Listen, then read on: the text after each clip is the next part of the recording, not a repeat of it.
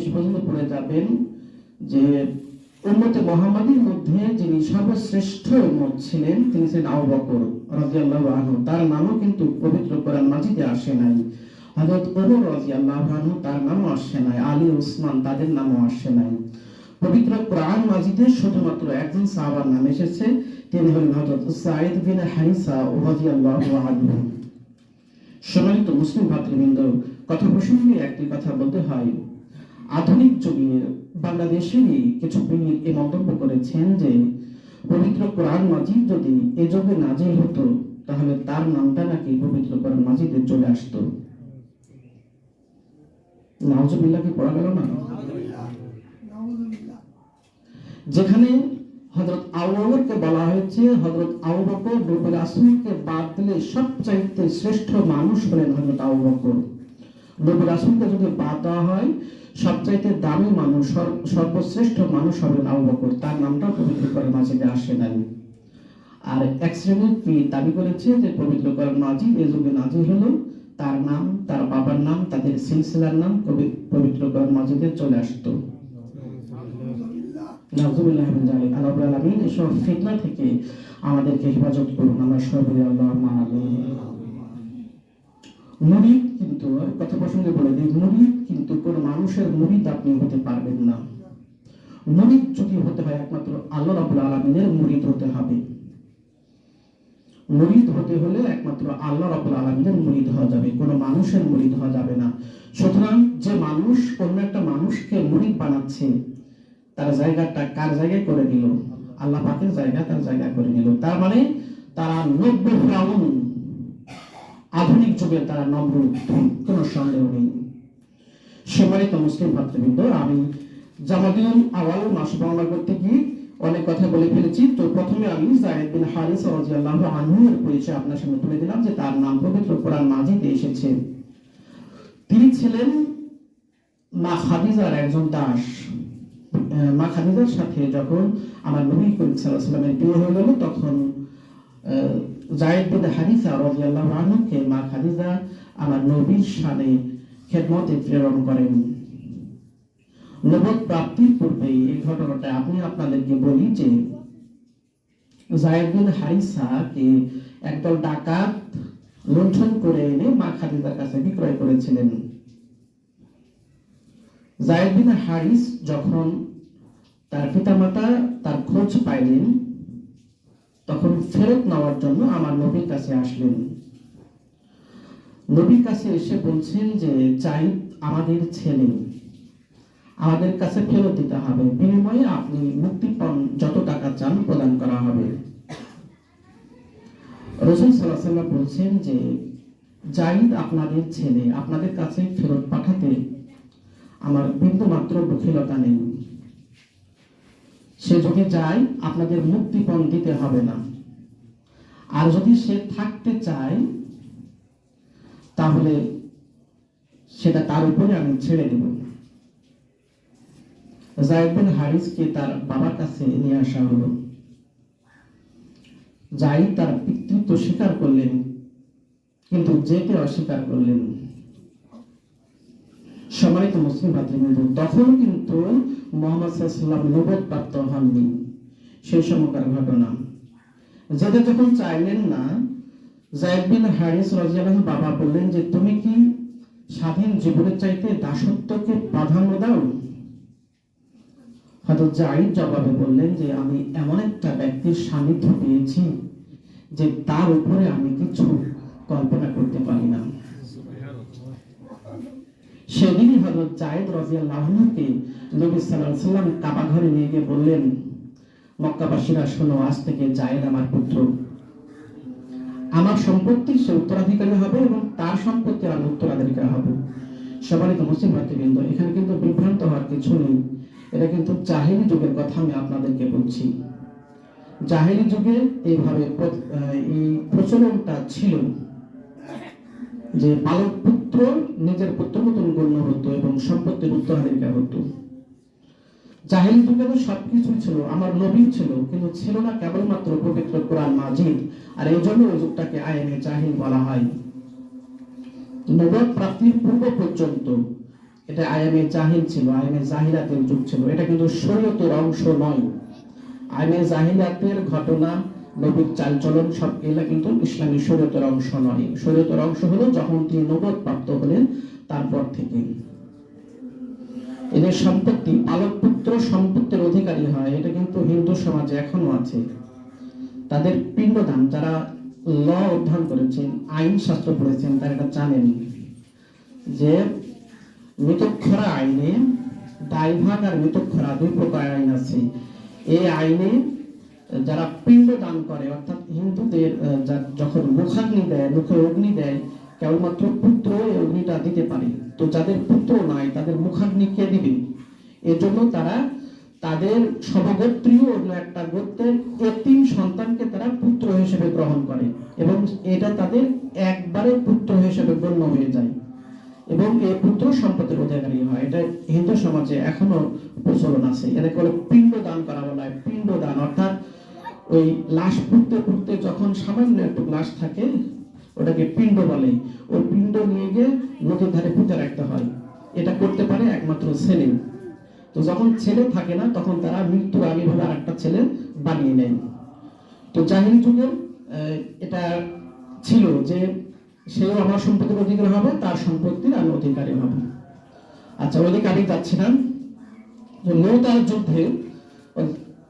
এখানে আরেকটা হাদিস আমি উল্লেখ করি যে নবী সাল্লাল্লাহু আলাইহি ওয়াসাল্লাম যখন ইসলাম প্রচার করছিলেন তখন 4 জন ব্যক্তি বিনা বাক্য ব্যয়ে, বিনা যুক্তিতে, কোনরকম প্রশ্ন জিজ্ঞাসা ছাড়াই ইসলাম গ্রহণ করেছিলেন। 4 জন ব্যক্তি।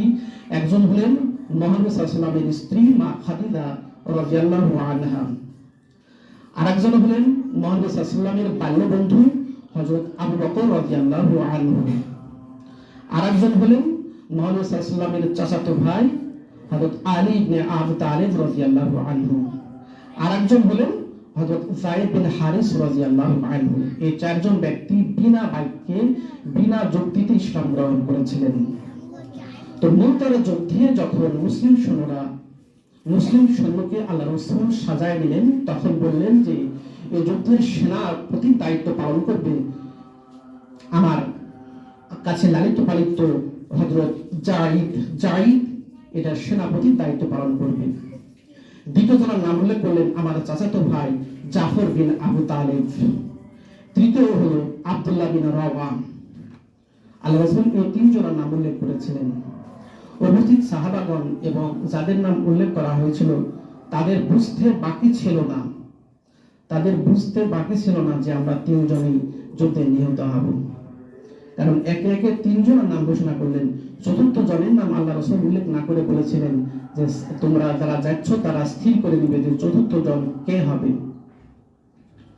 সম্মানিত মুসলিম ভাতৃবৃন্দ, এই অসম যুদ্ধে যখন মুসলিম সেনারা মুখোমুখি হবেন তখন তারা 2 দিন পর্যন্ত মিটিং করেছেন। কেউ বলেছেন আমরা ফিরে যাই, কেউ বলেছেন যে ফিরে না গিয়ে আমরা রাসূলের কাছে আমরা খবর পাঠাই যে বিপরীতে আমাদের 2 লক্ষ সেনা, আমরা কি করব। আব্দুল্লাহ ইবনে রাওয়া তখন বলছিলেন শোনো মুহাম্মাদের সাহাবারা,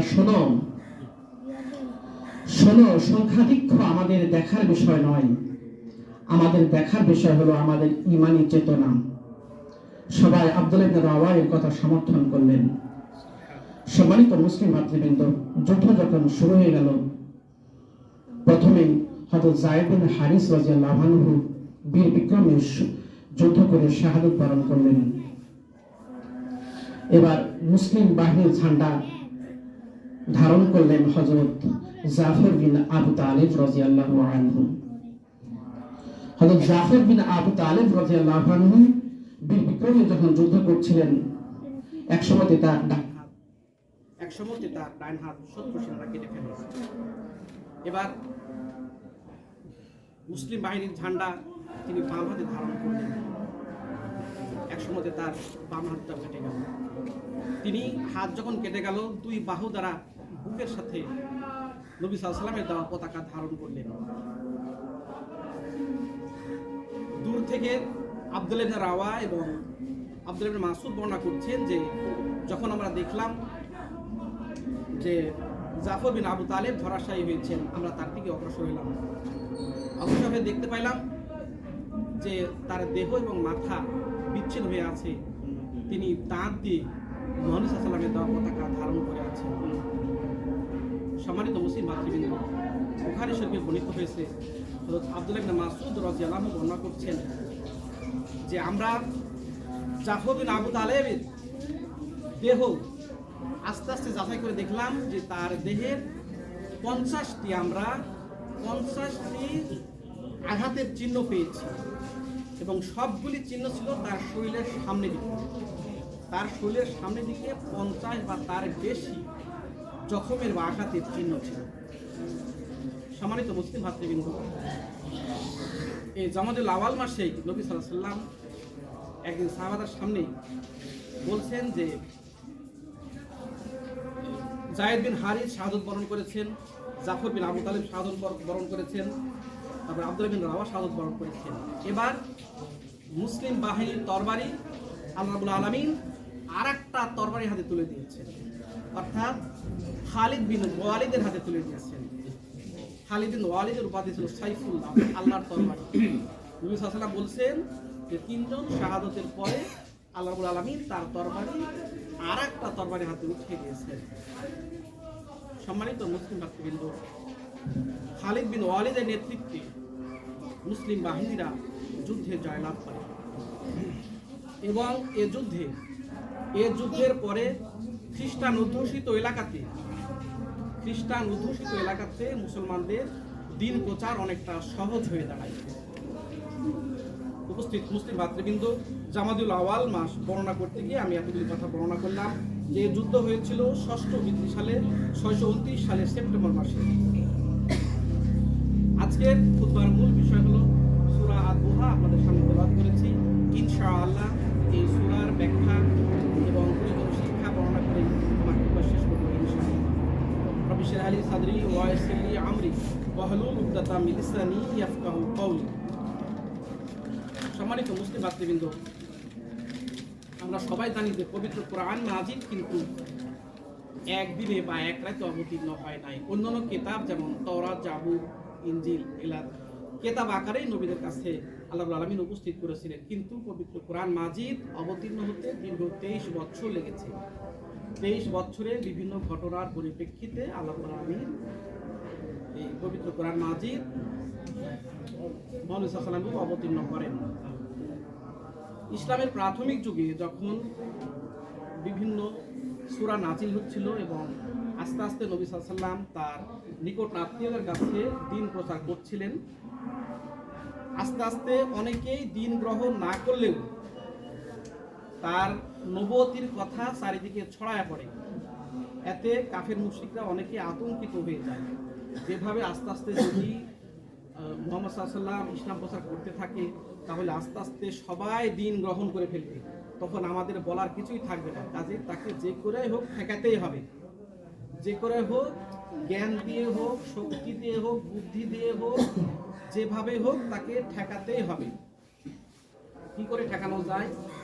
অনেক আলোচনা করে তারা বলল যে যেহেতু মুহাম্মদ সাল্লাল্লাহু আলাইহি ওয়াসাল্লাম অনেক জ্ঞান গর্ভ কথা প্রচার করছে, কাজে তাকে ঠেকানোর জন্য আরো বড় বড় জ্ঞানী দরকার।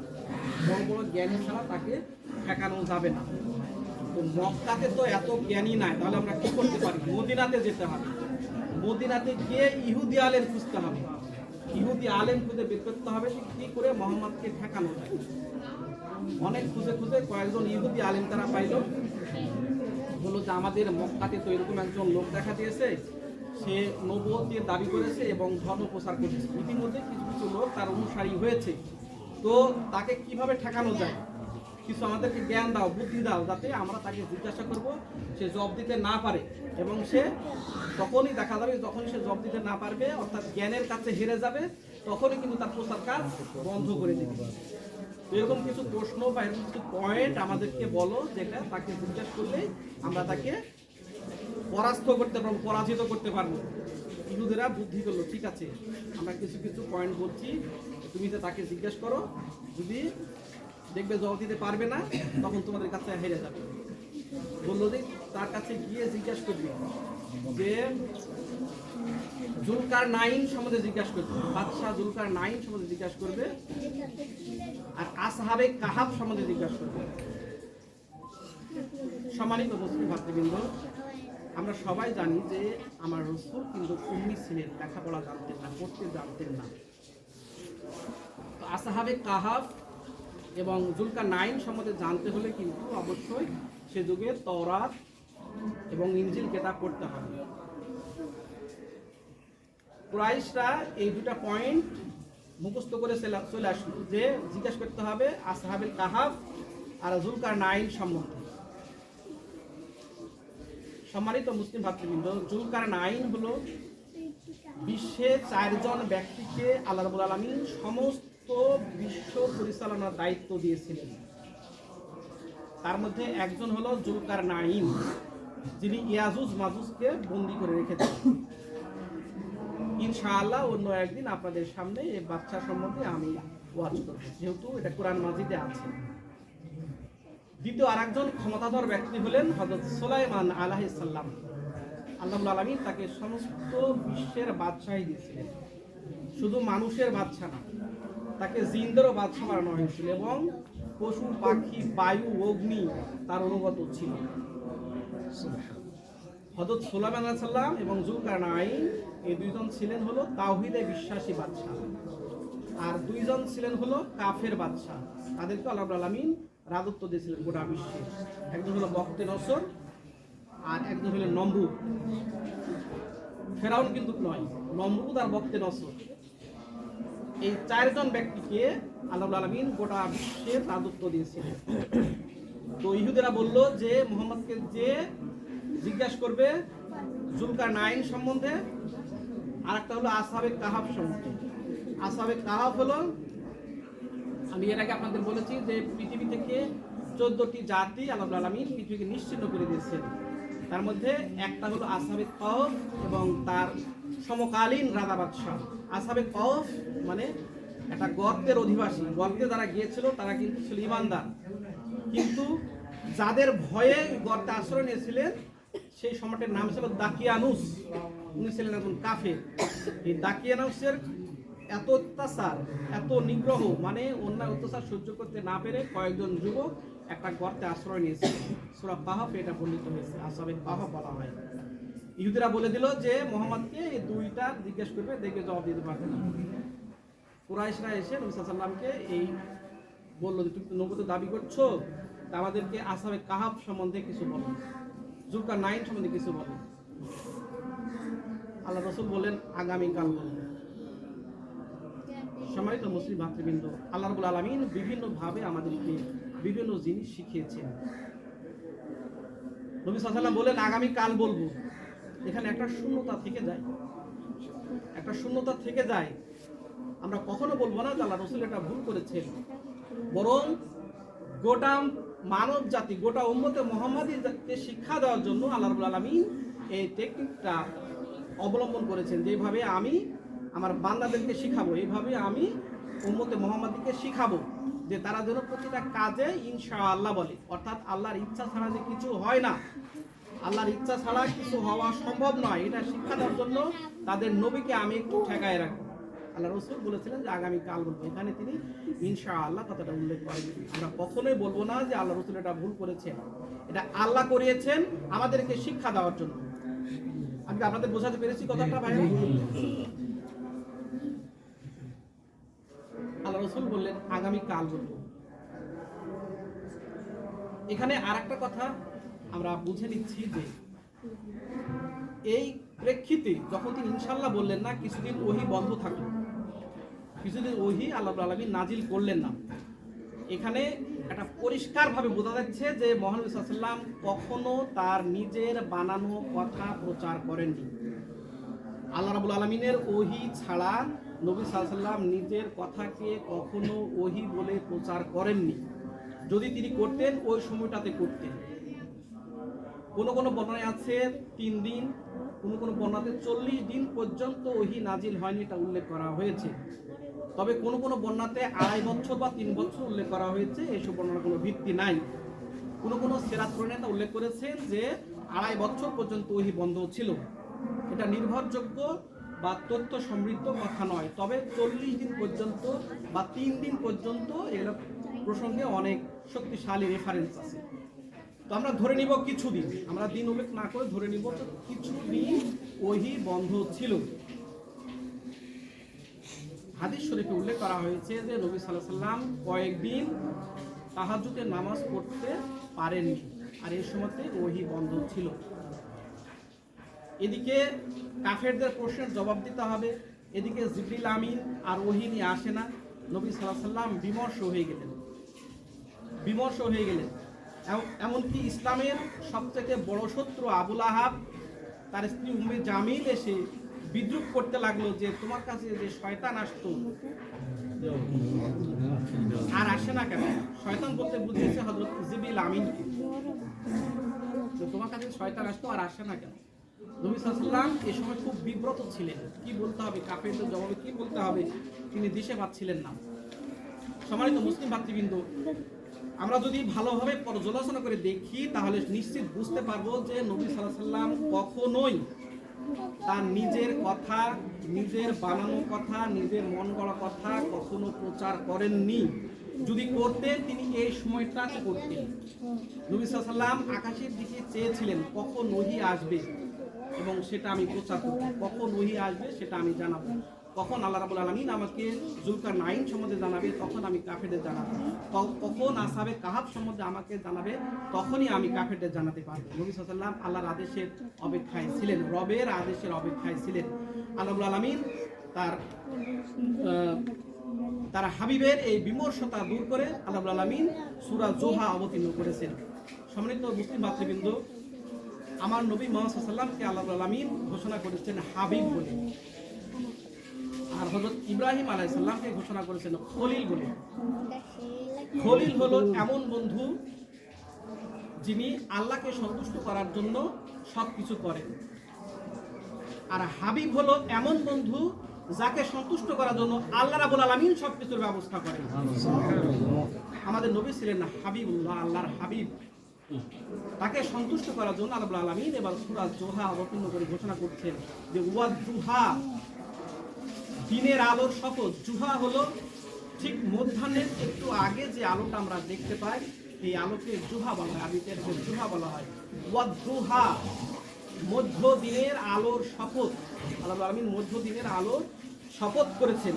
তারপরে বলতে ওয়াল-লাইলি ইযা সাজা, এবং রাতের শপথ যখন সেটা আস্তে আস্তে নিস্তব্ধ হয়ে যায়, গভীর হয়ে যায়। পাশাপাশি দেখেন আল্লাহ রাব্বুল আলামিন দিনেরও কসম করেছেন, দিনের আলো কসম করেছেন এবং রাতেরও কসম করেছেন। এটা দ্বারা বোঝা যাচ্ছে যে সবসময় যদি দিন থাকে, 24 ঘন্টায় যদি দিন থাকে, আমাদের কিন্তু একঘেয়েমি লাগতো। আবার যদি সবসময় রাত থাকতো সেটাও আমাদের কাছে বিরক্তির কারণ হতো। 24 ঘন্টা দিন এটাও যেমন কাম্য নয়, 24 ঘন্টা রাত সেটাও কিন্তু কাম্য নয়। সব সময় ওহী আসবে এটাও কিন্তু কাম্য নয়। আল্লাহ এটা বোঝাচ্ছেন যে দিনের পর যেমন রাত আসে, রাতের পর যেমন দিন আসে, তেমন ওহী আসবে, ওহী বন্ধ থাকবে। সবসময় যে ওহী আসবে এটা কিন্তু কাম্য নয়। তারপর আল্লাহ বলছেন যে ওয়াদ-দুহা ওয়াল-লাইলি ইযা সাজা মা ওয়াদা'আকা রাব্বুকা ওয়া মা ক্বালা, যে আপনার প্রভু আপনাকে ছেড়ে যাননি, বা আপনার প্রভু আপনার সাথে কখনো বিরূপ আচরণ করবেন না। এবং মনে রেখো যে ওয়াল আখিরাতু খায়রুল লাকা মিনাল উলা, যে তোমার আখিরাত, তোমার পরবর্তী জীবন তোমার প্রথম জীবন থেকে কিন্তু অনেক ভালো হবে। তোমার পরবর্তী জীবনটা, যদি আমরা এখানে আখিরাত মানে পরবর্তী জীবন বলি, তাহলে আল্লাহ রাসূলের পরবর্তী জীবনটা প্রথম জীবন থেকে অনেক অনেক উত্তম, অনেক অনেক উত্তম ছিল। আল্লাহ রাব্বুল আলামিন এই পূর্বাভাস দিয়েছেন যে তুমি যে এখন দুঃখ কষ্ট ভোগ করছো, কাফেররা তোমার উপর যে অবর্ণনীয় অত্যাচার করছে, তোমার পরবর্তী জীবনটা এর চাইতে অনেক ভালো হবে। সম্মানিত মুসলিম ভাতৃবৃন্দ, মুহাম্মদ সাল্লাল্লাহু আলাইহি ওয়াসাল্লামের চাচা আবু তালেব যখন ইন্তেকাল করলেন এবং তার স্ত্রী মা খাদিজা যখন ইন্তেকাল করলেন তখন কাফিরদের অত্যাচার অত্যন্ত বেড়ে গেল। নবী সাল্লাল্লাহু আলাইহি ওয়াসাল্লাম চিন্তা করলেন যে এই মক্কাতে ইসলাম প্রচার করে খুব একটা সুবিধা আদায় করা যাবে না, আমাকে অন্য একটা জায়গা খুঁজতে হবে। তিনি খুঁজে নিলেন তায়েফ। কিছুকাল পরে তিনি তায়েফ খুঁজে নিলেন যে তায়েফে যদি ইসলাম প্রচার করতে যায় আর তায়েফবাসীরা যদি আমার দাওয়াতে সাড়া দেয় তাহলে এই মক্কাকে জব্দ করার একটা পয়েন্ট তৈরি হবে। কারণ সে যুগে তায়েফ ছিল ফসল, খনিজ এবং সব দিক দিয়ে উপযুক্ত, এবং কুরাইশরা সেখানে লোভনীয় একটা জায়গা ছিল তায়েফ। যেমন এই যুগে আমরা আমাদের লোভনীয় জায়গা যেমন আমরা কল্পনা করতে পারি কানাডা, ইউরোপ, আমেরিকা, সেরকম মক্কায় তৎকালীন যুগে মক্কাবাসীদের একটা লোভনীয় জায়গা ছিল তায়েফ। তারা ব্যবসা বাণিজ্য উপলক্ষে তায়েফে যাইতো গমন করতে, এবং অনেকেই সেখানে যেতে যেতে আত্মীয়তার সম্পর্ক, বন্ধুত্বের সম্পর্ক, এরকম নানা রকম সম্পর্ক তৈরি করেছিলেন। মহানবী সাল্লাল্লাহু আলাইহি ওয়াসাল্লাম একদিন স্থির করলেন যে আমি তায়েফে যাব দ্বীনের দাওয়াত নিয়ে। যথারীতি একদিন আমার নবী এবং একটু আগে যে সাহাবার নাম উল্লেখ করলাম হযরত যায়েদ বিন হারিস রাদিয়াল্লাহু আনহু, তাকে সাথে নিয়ে তিনি তায়েফে ইসলাম প্রচার করতে গেলেন। সম্মানিত মুসলিম ভাতৃবৃন্দ, তিনি তায়েফ গেছিলেন তখন কিন্তু কোনো বাহনে চড়ে যাননি এবং অত্যন্ত গোপনে তিনি গেছিলেন, যাতে তায়েফের রেজাল্ট যদি নেগেটিভ হয় আর মক্কার কুরাইশরা যাতে জানতে না পারে। কারণ তায়েফে গিয়ে যদি ফলাফল নেগেটিভ আসে তাহলে মক্কার কাফেরদের অত্যাচার আরও বেড়ে যাবে। কাজেই তিনি অত্যন্ত গোপনে গেছিলেন তায়েফে ইসলাম প্রচার করতে। সম্মানিত মুসলিম ভাতৃবৃন্দ, যে ওয়াল আখিরাতু খায়রুল লাকা মিনাল উলা, এটা বোঝাতে গিয়ে আমি উদাহরণ নিয়ে আসতেছি। তায়েফে যখন ইসলাম প্রচার করতে গেলেন তখন বনি সাকিফ নামে একটা গোত্রকে নির্ধারণ করে নিলেন যে তাদের কাছে আমি প্রথমে দাওয়াত দেব। সম্মানিত মুসলিম ভাতৃবৃন্দ, আমার নবী সাল্লাল্লাহু আলাইহি ওয়াসাল্লাম যখন এই বনি সাকিফ গোত্রকে দ্বীনের দাওয়াত দিলেন, ফলাফলটা উল্টা হয়ে গেল। আমার নবীকে এমন অকথ্য নির্যাতন করল। পরবর্তীকালে মা আয়েশার কাছে আমার রাসূল বর্ণনা করেছেন যে তায়েফে ইসলাম প্রচার করতে গিয়ে আমি যে কষ্ট পেয়েছি, এই কষ্ট আমি সবচাইতে আমার জীবনে সবচাইতে বেশি কষ্ট। মা আয়েশা জিজ্ঞাসা করেছিলেন যে ইয়া রাসূলুল্লাহ, উহুদে আপনি যে কষ্ট পেয়েছেন তার চাইতে কি এটা বেশি ছিল? আল্লাহ রাসূল বললেন হ্যাঁ, তায়েফে যে কষ্ট পেয়েছি এই কষ্ট ছিল আমার শারীরিক এবং মানসিক দুই প্রকার কষ্ট, কিন্তু উহুদে আমি যে কষ্ট পেয়েছি এই কষ্ট ছিল শুধু আমার শারীরিক কষ্ট, আমার মানসিক দিকে কোনো কষ্ট পাইনি। কিন্তু তায়েফবাসীরা আমাকে এমন কষ্ট দিয়েছে, সেই কষ্টটা ছিল আমার শারীরিক এবং মানসিক উভয় দিক দিয়েই কষ্ট। তায়েফবাসীরা আমার রসুলের পিছনে লাগিয়ে দিল তাদের দাস এবং ইতর শ্রেণীর কিছু মানুষকে। আমার রসুলকে তারা ঢিল মারলো, পাথর মারলো। হাদিস শরীফে এসেছে যে আমার রসুল একবার অজ্ঞান হয়ে গেছিলেন। অজ্ঞান হয়ে গিয়ে তিনি যখন জ্ঞান ফিরে পাইলেন, দেখলেন যে তিনি একটা মেঘের, তার মাথার উপর একটা মেঘ এবং মেঘখণ্ডের আড়ালে আছে হযরত জিবরিল আমিন।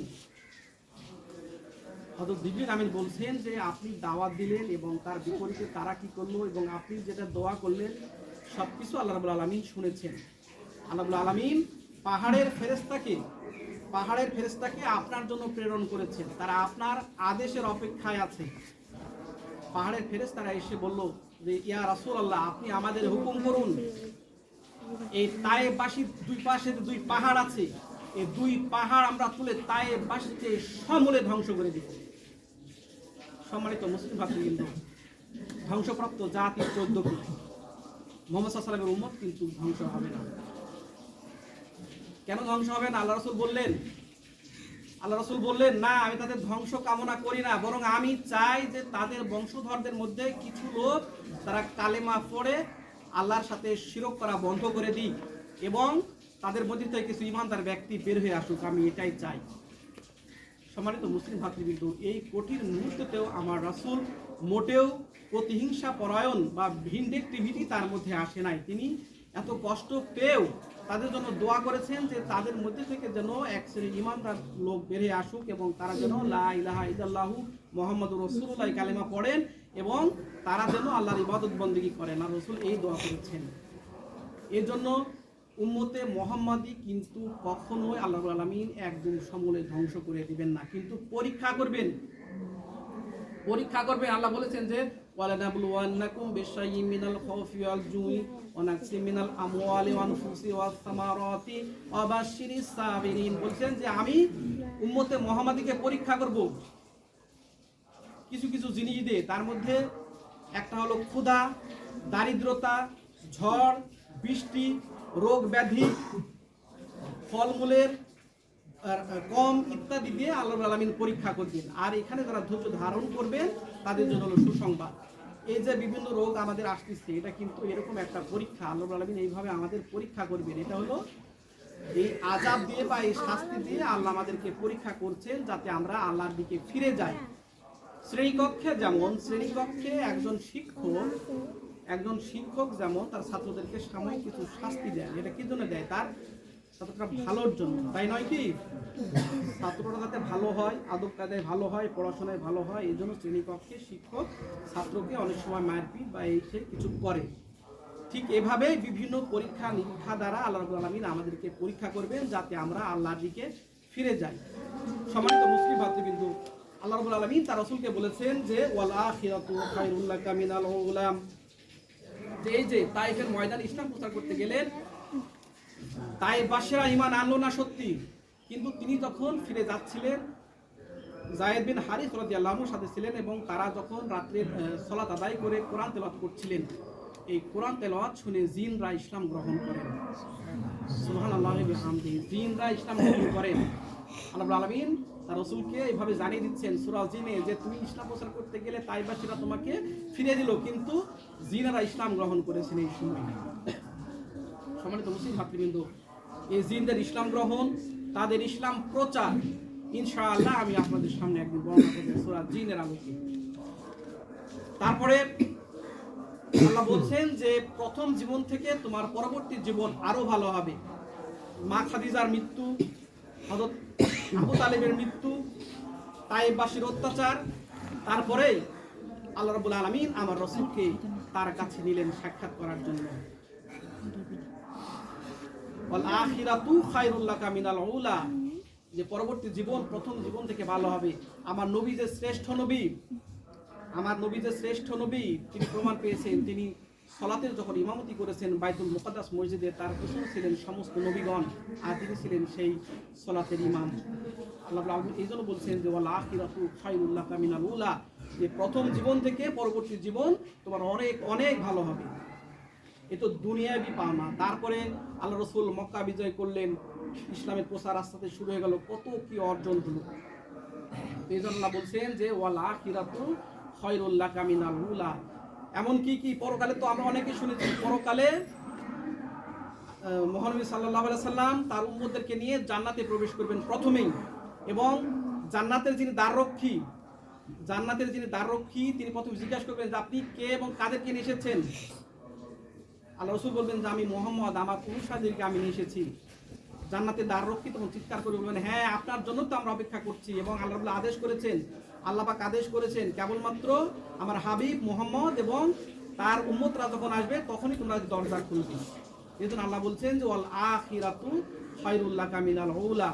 তবে আল্লাহ বলছেন যে ওয়ালা সাউফা ইউতিকা রাব্বুকা ফাতারদা, যে সাউফা শীঘ্রই আল্লাহ রাব্বুল আলামিন আপনাকে এমন জিনিস দিবেন যা আপনি সন্তুষ্ট হয়ে যাবেন। শীঘ্রই আল্লাহ রাব্বুল আলামিন আপনাকে এমন জিনিস দিবেন যা আপনি সন্তুষ্ট হয়ে যাবেন। তবে বিমর্ষ হওয়া থাকার কোনো প্রয়োজন নাই। যেমন একটা কি দিলেন যে লাইলাতুল মিরাজে তার প্রিয় হাবিবকে আল্লাহ রাব্বুল আলামিন তার কাছে নিয়ে গেলেন সাক্ষাৎ করার জন্য। সূরা বনী ইসরাঈলে আল্লাহ বলছেন সুবহানাল্লাযী আসরা বিআবদিহি লাইলাম মিনাল মাসজিদিল হারাম ইলাল মাসজিদিল আকসাল্লাযী বারাকনা হাওলাহু। যে সুবহানাল্লাহ, আল্লাহ ঘোষণা করছেন যে সুবহানাল্লাযী আসরা, যিনি ভ্রমণ করেছেন তার বান্দাকে মসজিদে হারাম থেকে মসজিদে আকসা পর্যন্ত।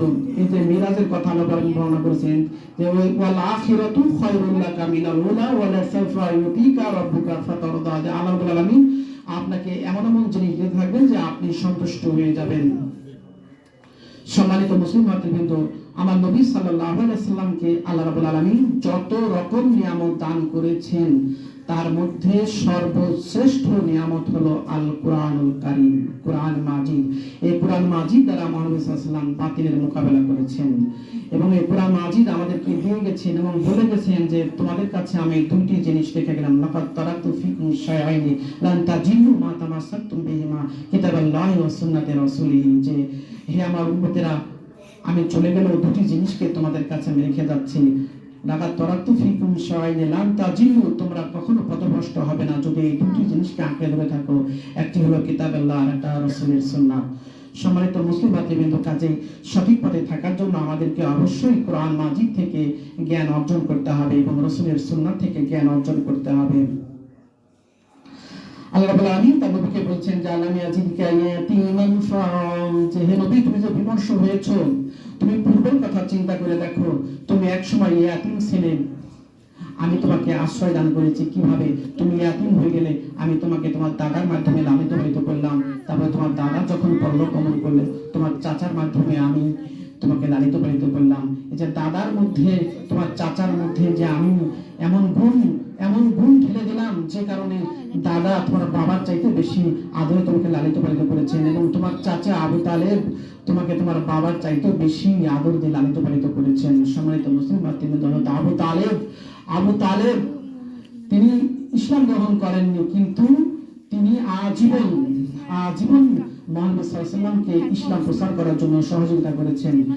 যখন শিয়াবে আবু তালেব, এই ঘটনার নাম হলো শিয়াবে আবু তালেব, মানে আবু তালেব সহ হাশেমি বংশকে কুরাইশরা বিচ্ছিন্ন করে দিয়েছিল। যখন দেখলো যে আর ফেরানো যাচ্ছে না, তখন তারা চাইলো যে যাতে তাদের বংশের লোকেরা মুহাম্মদকে এই কাজ থেকে বিরত রাখে, তখন বিচ্ছিন্ন করে দিল।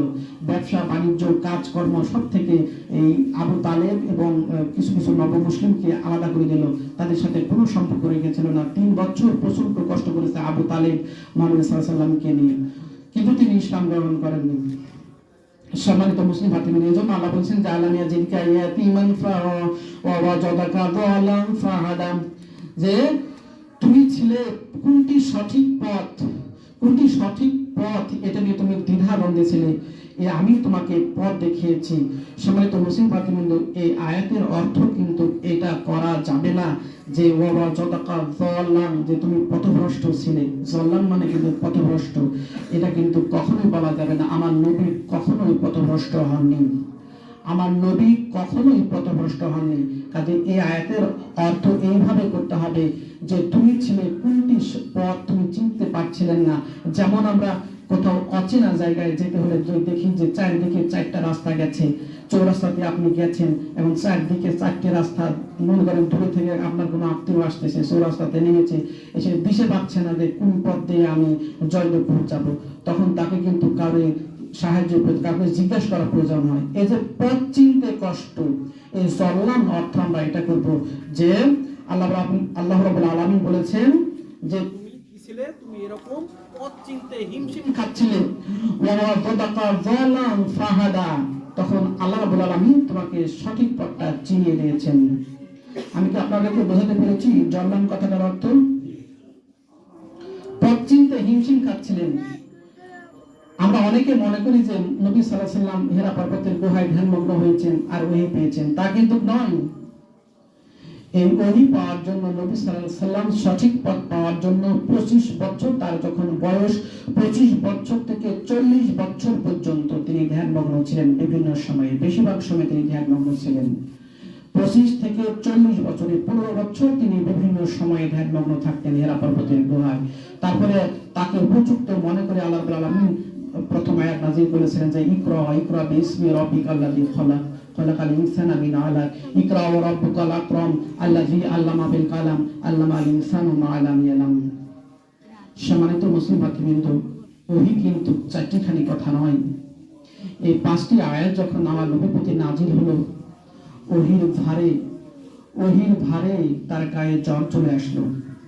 ওহীর ভারে তার গায়ে জ্বর চলে আসলো। পৃথিবীর শ্রেষ্ঠ মানুষ, চিন্তা করেন, পৃথিবীর শ্রেষ্ঠ মানুষ আল্লাহর হাবিব, একটু আগে হাবিব কথা আপনাদের বলেছি, আল্লাহর হাবিব যিনি, তার প্রতি যখন ওহী নাযিল হলো, ওহীর ভারে তার জ্বর চলে আসলো। তিনি তার স্ত্রীর কাছে গিয়ে বললেন, জামিলুনি, আমাকে কম্পিউটার আচ্ছাদিত করে দাও, আমার জীবনের ভয় হচ্ছে। ওই কি জিনিস আপনারা একটু চিন্তা করলে বুঝতে পারবেন। আল্লাহ বলেছেন, লাউ আনজালনা হাদাল কুরআন আলা জাবালিন, যে এই কোরআন যদি আমি পাহাড়ে অবতীর্ণ করতাম, তাহলে পাহাড়কে তুমি ভয়ে বিহ্বল অবস্থায় তুমি দেখতে পাইতে। লা রাআইতাহু খাশিয়া মুতাসাদ্দাম মিন খাশিয়াতিল্লাহ। ওহি এরকম একটা জিনিস। সম্মানিত মুসলিম ভাইরা, যে সাহাবার নাম উল্লেখ করলাম, হযরত যায়েদ বিন হারিস। হযরত যায়েদ বিন হারিসের কোলে আল্লাহ রাসূল একদিন মাথা রেখে শুয়েছিলেন। হঠাৎ যায়েদ বিন হারিস লক্ষ্য করলেন যে তার শরীরে এমন ভার অনুভূত হচ্ছে যে মনে হচ্ছে যে অনেক অনেক বড় পাহাড় আমার পায়ে চড়েছে। তিনি ভাবছিলেন যে আমার মনে হয় হাড় হুড্ডি সব ভেঙে চুরমার হয়ে যাবে। এবং তিনি লক্ষ্য করছিলেন যে আল্লাহ রাসূলের গা তখন ঘামছে। কিছুক্ষণ পরে আল্লাহ রাসূল বলেন যে আমার প্রতি ওহী নাযিল হচ্ছিল, তাই এরকম অবস্থা হয়েছিল। চিন্তা করে দেখুন, ওহী এরকম একটা জিনিস। আমরা তো ওহী গ্রহণ করি কিভাবে? এক কান্দে শোনার এক কান্দে বের করে দিই। এই জন্য আমাদের মনে কোনো প্রতিক্রিয়া সৃষ্টি হয় না। মন ফ্রেশ করে বাতিল থেকে মুক্ত হয়ে, মিথ্যা থেকে মুক্ত হয়ে সত্যকে গ্রহণ করব, এইরকম মন মানসিকতা নিয়ে আপনি যখন ওহী গ্রহণ করবেন, দেখতে পাবেন আপনার ভিতরে কিরকম পরিবর্তন হয়ে যায়। কোরআন মাজিদ যখন অধ্যয়ন করবেন, আপনার ভিতর থেকে স্বার্থপরতা দূর করে ফেলতে হবে, অন্ধকার দূর করে ফেলতে হবে। আমি সত্য খুঁজছি, সত্য এখনো পাইনি, সত্য খুঁজছি, এই মন মানসিকতা নিয়ে কোরআন অধ্যয়ন করবেন, দেখবেন আপনার মধ্যে কেমন পরিবর্তন হয়। আর কিছু পড়বো, একটু পরে তো আমার জন্য ভালো ভালো খাবার চলে আসবে, এরকম মন মানসিকতা যদি কোরআন পড়েন, কখনোই ওহীর স্বাদ আপনি পাবেন না। ওহীর স্বাদ পাইতে হলে আপনাকে প্রথমে আপনার অন্তরকে পরিষ্কার করতে হবে, পরিষ্কার করে তারপরে ওহীতে হাত দিতে হবে। আমি বিশ্বের সর্বশ্রেষ্ঠ মানুষ ওহী পাওয়ার পরে কি অবস্থা হয়েছিল আমি আপনাদের কাছে বর্ণনা করলাম। সম্মানিত মুসলিম ভাতৃবৃন্দ, আল্লাহ রাব্বুল আলামিন বলছেন যে ওয়াজাদাকা আইলাম ফাগনাম, যে আমি তোমাকে পেয়েছিলাম অভাবগ্রস্ত অবস্থায়, তারপরে ফাগনা, আমি তোমাকে ধনী করে দিয়েছি। আল্লাহ রসুল যখন আমরা দুনিয়ার জিনিসটা দেখি, যখন মা খাদিজার সাথে বিয়ে হলো, মা খাদিজার সাথে বিয়ে হওয়ার পরে আল্লাহ রসুল অনেক ধ্বংসপদ লাভ করেছিলেন। এবং এটা বাদ দিলাম, তিনি আস্তে আস্তে যখন মদিনা, মক্কা সহ সমস্ত জাজিরাতুল আরবের প্রেসিডেন্ট হয়ে গেলেন, তখন আল্লাহ বলছেন যে আল্লাহ রাব্বুল আলামিন তোমাকে যে ওয়াল আখিরাতু খায়রুল লাকা মিনাল উলা, যে প্রথম জীবন থেকে তোমার পরবর্তী জীবনটা ভালো হবে। এবং তিনি বলছেন যে ওয়াজাদাকা আইলান ফাআলনা, তোমাকে নিঃস্ব করেছিলেন, তিনি ধনী করে দিয়েছেন। তারপরে এখানে তিনটি আমার নবীকে, সম্মানিত মুসলিম ভাতৃবৃন্দ, সময় শেষ হয়ে যাচ্ছে। এখানে নবী সাল্লাল্লাহু আলাইহি ওয়াসাল্লামকে এত কিছু বলার পরে আল্লাহ রাব্বুল আলামিন তিনটি আদেশ করেছেন যে ফামাল ইয়াতীমা ফালা তাকহার, সুতরাং যে আপনি যে ইতিম ছিলেন, সুতরাং ইয়াতীমদের প্রতি আপনি কখনো কঠোর হবেন না। ওয়া মাসাইলা ফালা তানহা, এবং যখনই কোনো সায়েল মানে হলো দুই রকম অর্থ হতে পারে। একটা সায়েল হলো সে কোনো ব্যক্তি আপনার কাছে এসে টাকা পয়সা চাইতে পারে, কিংবা কোনো ব্যক্তি আপনার কাছে এসে যে কোনো প্রশ্ন জিজ্ঞাসা করতে পারে। তো যে কোনো ব্যাপারে যে কোনো ব্যক্তি যদি আপনার কাছে আসে, তাহলে আপনি তাদেরকে ধমক দেবেন না বা তাদের সাথে বিরূপ ব্যবহার করবেন না, খারাপ ব্যবহার করবেন না। প্রথম শিক্ষা হলো কি, যে ইয়াতীমের প্রতি কঠোর হবেন না। আর সায়েলের প্রতি আপনার কাছে কিছু যদি চাই, জ্ঞানগত ব্যাপারে হোক বা আর্থিক ব্যাপারে হোক, কিছু যদি চাই, তাদেরকে মাহরুম করবেন না বা বিরক্ত হবেন না বা তাড়িয়ে দিবেন না। তারপরে কি ওয়ামা বিনিয়াতি রাব্বিকা ফাহাদিস, যে আমি আপনাকে যত নিয়ামত দিয়েছি, এই নিয়ামতগুলি আপনি অন্যজনদের কাছে প্রচার করুন। ওয়ামা বিনিয়াতি, সম্মানিত মুসলিম ভাতৃবৃন্দ, একটু আগে আমি আপনাদেরকে বলেছি যত রকম নিয়ামত আল্লাহ রাব্বুল আলামিন তার নবীকে দিয়েছেন, তার মধ্যে সর্বশ্রেষ্ঠ নিয়ামত হলো কুরআনুল কারীম, কুরআন মাজিদ।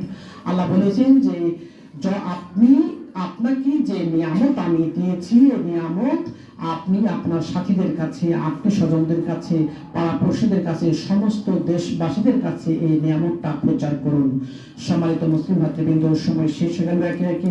ইনশাআল্লাহ পরবর্তী জুম্মাতে সুযোগ পাইলে আপনাদের সামনে পবিত্র কোরআন থেকে আরো কিছু বলবো ইনশাআল্লাহ। আল্লাহ রাব্বুল আলামিন আমাদের সবাইকে পবিত্র কোরআন মাজিদ জানার, বুঝার, গবেষণা করার, অন্যকে শিখানোর শক্তি দান করুক। আমরা সবাই বলি আল্লাহুম্মা আমিন। আল্লাহ রাব্বুল আলামিন আমাদের সবাইকে কোরআন মাজিদের হুকুম, ওহির হুকুম মেনে চলার শক্তি দিন, তৌফিক দিন, ক্ষমতা দিন। আমরা সবাই বলি আল্লাহুম্মা আমিন। ওয়া মা আলাইনা ইল্লাল বালাগ।